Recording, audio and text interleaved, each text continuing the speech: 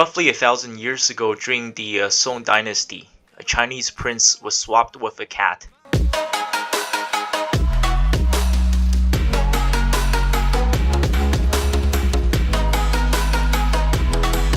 Hi everyone, welcome back to another video on ancient China. So in this video, I'm gonna talk about a story called the Li Mao Huan Taizi. It's one of the most famous legends in China. It's been made into countless TV shows and TV dramas and theater acts. So today we're going to talk about both the real and fictional elements to this story. And just a bit of foreshadowing, this cat is extremely important. I will make a full video on it later. I definitely recommend checking out one of the TV series if you're interested on knowing more. So this story took place roughly 1,000 years ago. So this is in the Song dynasty. Now the story is extremely long and complex. I'm just giving you a tiny piece of it. So during the Song dynasty, the emperor Zhenzong, so he got two of his concubines pregnant at roughly the same time. One of them was concubine Liu and the other one was concubine Li. Now concubine Li Chen, she was the first one to give birth. And she did give birth to a son. And the concubine Liu, she was extremely crazy and jealous. So concubine Liu ordered one of her underlings to swap out concubine Li's baby with a cat covered in blood, so it looks like it's real and it was just given birth to. And the real baby would be drowned in the imperial river and never seen again. So her underling carried out her master's order, but at the last moment, she showed mercy. She couldn't bear to drown the baby, so instead, the baby boy was put into a basket and sent flowing into the river. So the baby would later be found by the river, and he would be adopted, and he would live his life far away from the capital. The emperor actually believed the story that concubine Li actually gave birth to a bloody cat, and he thought she was a monster, so she was sent to the cold palace.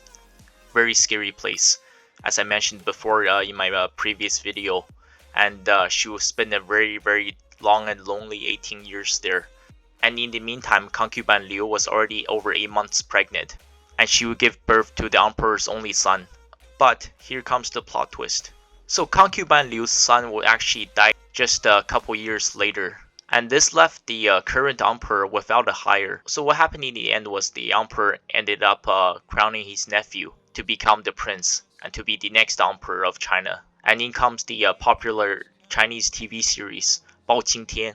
And there's this great saga here where to protect this dark secret where the actual prince was swapped with a cat, 8 legendary warriors from the kingdom were sent to protect this baby and to protect their mission. Throughout the series, they were all mysteriously murdered one after another. And the crime scenes are extremely intriguing. It's like the Chinese version of Sherlock Holmes. Another one of the great reasons why I would definitely recommend watching this series. Basically, 18 years later, Bao Qingtian met the real prince of the emperor, and this will be the climax of the TV series and his legendary adventures in ancient China. Bao Qingtian will bring Li back to the Forbidden City, and where he will have an emotional reunion in the cold palace with his birth mother, concubine Li, who has been living in total isolation for the past 18 years. So, what's real and what's fake in this story? I have to disappoint you guys, there was no cat involved.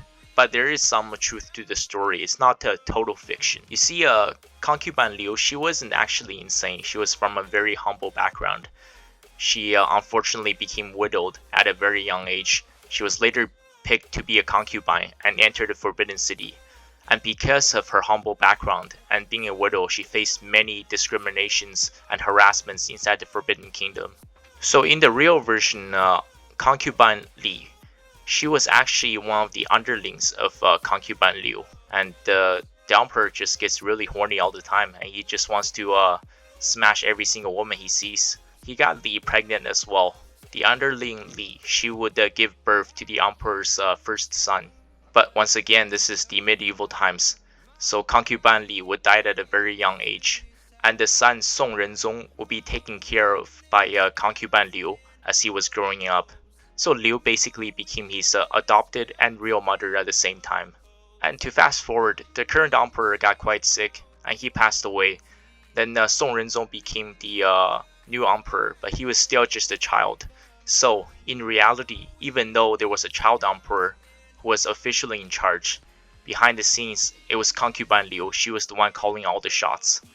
And the emperor Song eventually found out the truth about his birth mother, and he did want revenge, but he was moved by the actions of his adopted mother. So the case was settled from there, and the rest is history. That was a lot to cover. Sorry if it sounded confusing and sorry if it sounds rushed. This is one of the most popular legends in China, and this has been made into countless TV series, and many of them are 50 to 60 episodes of 45-minute episodes. So it was way too much for me to cover in one short video. I'm just giving you a brief overview. And thank you guys so much for watching. I hope you enjoyed the video. Merry Christmas and Happy New Year's everybody. See you in the next video.